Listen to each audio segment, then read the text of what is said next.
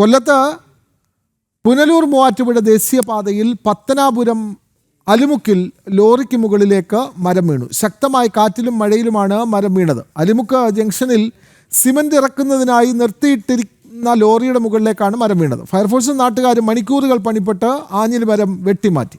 വിവരങ്ങളുമായി എം മനോജ് ചേരുന്നു. മനോജ്, കൂടുതൽ വിവരങ്ങൾ.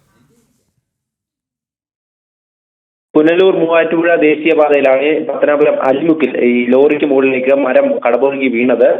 ഇവിടെ മഴ ശക്തമായിരുന്നു. ഈ ശക്തമായിട്ടുള്ള മഴയിലും കാറ്റിലുമായിരുന്നു മഴ പെയ്തപ്പോൾ ഈ ഒരു മരം വീണിട്ടുള്ളത്. പ്രദേശത്ത് വൈദ്യുത ബന്ധവും തകരാറിലായിട്ടുണ്ട്. അലിമുക്ക് ജംഗ്ഷനിൽ സിമന്റ് ഇറക്കുന്നതിനായി വന്ന ലോറിക്ക് മുകളിലേക്കാണ് ഈ മരം വീണിട്ടുള്ളത്. അതോടൊപ്പം തന്നെ ഈ പിറവന്തൂർ ഗ്രാമപഞ്ചായത്തിലടക്കം നിരവധി മരങ്ങൾ കടപുഴകി വീണിട്ടുണ്ട്. ഈ മഴയത്ത് തന്നെ അൽക്കേഷ്യ ഇനത്തിൽപ്പെട്ട കൂറ്റൻ മരങ്ങളാണ് ഈ വൈദ്യുത പോസ്റ്റിന് മുകളിലേക്ക് അടക്കം വീണിട്ടുള്ളത്. അപകടകരമായിട്ടുള്ള മരങ്ങളൊക്കെ മുറിച്ചു മാറ്റണമെന്ന് ആവശ്യപ്പെട്ട് നിരവധി തവണ വനംവകുപ്പ് ഉൾപ്പെടെയുള്ള ഉന്നത അധികൃതർക്ക് ഇവിടെയുള്ളവരൊക്കെ പരാതി നൽകിയിരുന്നു. എന്നിട്ടും അതൊന്നും മുറിച്ചു മാറ്റിയില്ല. ഇപ്പോൾ എന്തായാലും മഴയത്ത് ശക്തമായിട്ടുള്ള ഈ ഒരു മരമൊക്കെ വീണ് നാശനഷ്ടങ്ങൾ ഉണ്ടാവുകയാണ്. പുന്നല, വഴങ്ങോട്, കടശ്ശേരി ഭാഗങ്ങളിലാണ് നിരവധി മരങ്ങൾ ഇത്തരത്തിൽ അപകടകരമായിട്ടുള്ള അവസ്ഥയിൽ നിൽക്കുന്നത്. റോഡിലൂടെ പോകുന്ന വാഹനത്തിന് മുകളിലൂടെ അടക്കം മരങ്ങൾ വീഴുന്ന സാഹചര്യമാണ്. പുനലൂർ മേഖലയിലാണ് വലിയ നാശനഷ്ടം ഉണ്ടായിട്ടുള്ളത്. ലോറിയുടെ മുകളിലേക്ക് ആഞ്ഞിലി മരം വീഴുകയായിരുന്നു. നാട്ടുകാരും ഫയർഫോഴ്സും ചേർന്ന് മരം വെട്ടിമാറ്റുന്ന സാഹചര്യമാണ് ഉണ്ടായിട്ടുള്ളത്. ദേശീയപാതയിൽ പത്തനാപുരത്താണ്, അലിമുക്കിലാണ് ഇതേപോലെ വാഹനത്തിന് മുകളിലേക്ക് മരം വീണത്.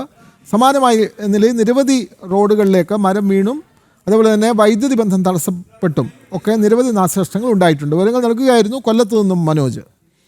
നമുക്ക് ഇനി ഈ മേഖലയിലെ ഒരു പ്രതികരണത്തിലേക്ക് പോകാം. ഒരു കടയിൽ അയണിയും മറ്റൊരു കടയിൽ ഫർണിച്ചറിൻ്റെ സാധനങ്ങളൊക്കെ ഇട്ടിരുന്നതാണ്.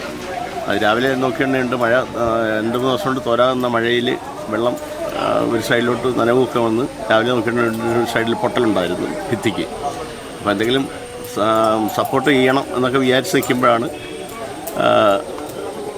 ഇതിൻ്റെ ഒരു സൈഡിൽ നിന്ന് മണ്ണ് കല്ല് പൊഴിഞ്ഞ് വീഴുന്ന കണ്ടതും അതും പ്രകാരം അവിടുന്ന് ആ മൈനിങ് കട ഇന്ന് തുറക്കണ്ടെന്ന് ഞങ്ങൾ തീരുമാനിക്കുകയും അവിടെ